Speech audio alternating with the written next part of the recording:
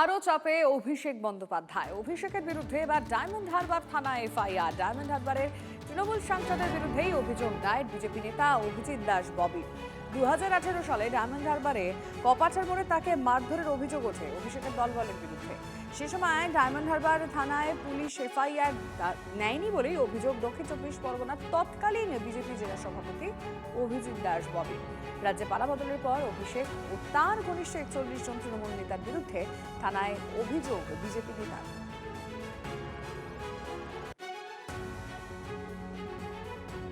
আমাদের উপর অ্যাটাক করা হয়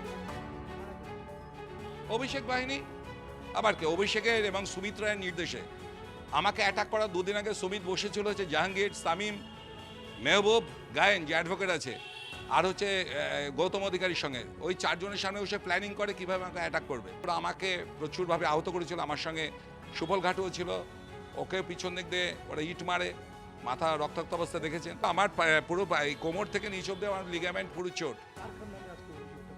আমি অভিষেক ব্যানার্জি করেছি, সুমিত রায় করেছি, গৌতম অধিকারী আছে, জাহাঙ্গীর আছে, সামিম আছে, মেহবুব আছে, তার সঙ্গে আরও প্রায় 45-46 জনের মতন যারা ছিল তাদের।